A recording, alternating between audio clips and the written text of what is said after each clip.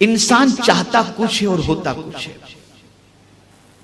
بہت سارے انسان کچھ چاہتے ہیں اور ہوتا کچھ ہے، جس کی وجہ سے انسان ٹینشن میں آ جاتا ہے. اور وہ جب ٹینشن میں آتا ہے تو پھر بڑبڑاتا ہے، نماز چھوڑ دیتا ہے. یہاں مولا علی کرم اللہ تعالی وجہہ الکریم کا ایک قول مجھے بہت پسند آتا ہے، بہت پسند ہے، مجھے بہت پسند ہے.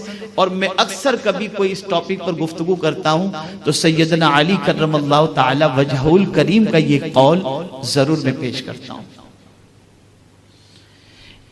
ایک انسان پر جب ٹینشن آتے ہیں، مصیبتیں آتی ہیں، پریشانیاں آتی ہیں، تو وہ انسان یہ سوچتا ہے کہ یہ میرے گناہ کی سزا ہے، چونکہ گنہگار تو ہر کوئی ہے. تو وہ یہ تصور کرتا ہے کہ گناہ کی سزا ہے. اور قرآن کی طرف سے اگر دیکھیں تو یہ بھی فرمایا گیا، جہاں یہ فرمایا گیا ما اصابک من مصیبت فبما کسبت ایدیکم، جو مصیبتیں تمہیں پہنچتی ہیں وہ تمہارے ہاتھوں کی کمائی ہے. اور دوسری طرف قرآن یہ بھی کہتا ہے کہ وَلَنَبْلُوَنَّكُمْ بِشَيْءٍ مِّنَ الْخَوْفِ، ہم تمہیں آزمائیں گے. تو مولا علی کرم اللہ تعالی وجہہ الکریم سے پوچھا گیا کہ حضور یہ بتائیے کہ قرآن کہتا ہے کہ جو مصیبتیں تمہیں پہنچتی ہیں وہ تمہارے ہاتھوں کی کمائی ہے، اور دوسری طرف قرآن کہتا ہے کہ ہم تمہیں آزماتے ہیں. تو اگر ہم پر مصیبت آئے، ٹینشن آئے، اسٹریس آئے، تو ہم اسے کیسے ریئلائز کریں کہ یہ ٹینشن گناہ کی سزا کی وجہ سے ہے یا امتحان؟ یہ ٹینشن گناہ کی وجہ سے ہے یا یہ ٹینشن اللہ کی طرف سے امتحان ہے؟ بڑی پیاری بات مولا علی نے فرمائی.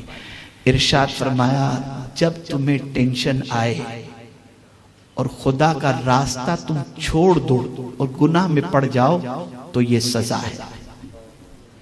اور جب کبھی تمہیں ٹینشن آئے اور تم خدا کے راستے پر چل پڑو تو سمجھ لینا کہ اللہ تعالیٰ تمہارا امتحان لے رہا ہے. فلسفہ بتا دیا، یہ فلسفہ بتا دیا. تو میرے پیارے آقا صلی اللہ تعالی علیہ وسلم کے پیارے دیوانوں، تو اس چیز کو ذہن میں رکھیں. دوسری چیز کہ ٹینشن آپ کا لائٹ کیسے ہوگا، ہلکا کیسے ہوگا، آپ ریلیکس میں کیسے آئیں گے. مثال کے طور پر بزنس میں آپ کو لاس ہوا، آپ ٹینشن میں آ گئے. سڈنلی فیملی میں کسی کا انتقال ہوا، آپ ٹینشن میں آ گئے. اسی طریقے سے ایگزام میں فیل ہوئے، آپ ٹینشن میں آ گئے.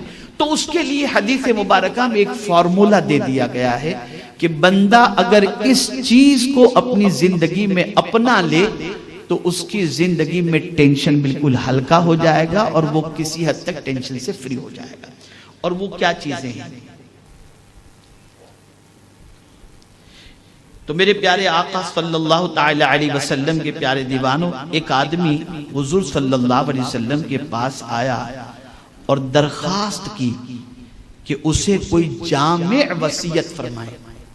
حضور صلی اللہ علیہ وسلم سے اس نے ریکویسٹ کی کوئی مضبوط سرکار صلی اللہ علیہ وسلم اسے وصیت فرمائے. تو حضور صلی اللہ علیہ وسلم نے ارشاد فرمایا اللہ عز و جل کو اس کے فیصلے کے سلسلے میں الزام نہ دو. یعنی اس نے تمہارے بارے میں جو فیصلہ کر لیا تو اس فیصلے کو خاموشی سے قبول کر لو، اس پر الزام نہ دو. اب شاید یہ آپ کو گاڑا لگا ہو، میں تھوڑا سا ایزی کر کے آپ کو سمجھاؤں. ایک بڑھیا تھی، راستے سے جا رہی تھی، اس کے پیر کا ناخن نکل گیا، وہ مسکرانے لگی. پیر کا ناخن نکلا، وہ مسکرانے لگی. لوگوں نے کہا مائی تجھے درد نہیں ہوتا؟ تو پھر اور مسکرانے لگی. کہا نہیں مجھے درد نہیں ہوتا. کب پیر کا ناخن نکل گیا، خون نکل رہا ہے اور تجھے درد نہیں ہوتا؟ کہا نہیں مجھے درد نہیں ہوتا. اس نے کہا مائی کیسے تجھے درد نہیں ہوتا؟ اب جواب سن. وہ عورت کہتی ہے بڑھیا کہ تم مجھے یہ بتاؤ کیا میں یہ چاہتی تھی کہ میرے پیر کا ناخن نکلے؟ توجہ چاہوں گا. وہ عورت پوچھتی ہے کیا میں یہ چاہتی تھی کہ میرے پیر کا ناخن نکلے؟ اس نے کہا نہیں. تو کہا پھر کس کے چاہے سے نکلا؟ اس نے کہا اللہ کے چاہے سے. تو کہا میں مسکراتی اس لیے ہوں کہ میری چاہت سے بڑی میرے مولا کی چاہت ہے. اگر وہ ناخن نکال کر خوش ہو رہا ہے تو میں مسکرا کر اس سے کہہ رہی ہوں میرے مولا تو جس میں خوش ہے میں بھی اس میں خوش ہوں.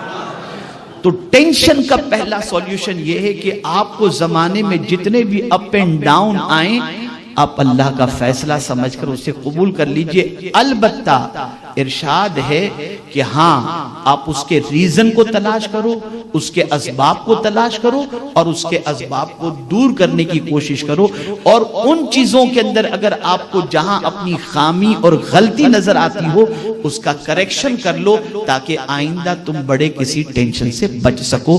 لیکن آپ پرفیکٹ ہیں, آپ نے سب کچھ اپنا کیلکولیشن بھی پرفیکٹ کیا اور اس کے بعد کوئی چیز ہوئی تو آپ کو یہ سمجھ لینا چاہیے یہ مولا کا فیصلہ تھا اور اس کا فیصلہ بالکل حق ہے. اس کے فیصلے کو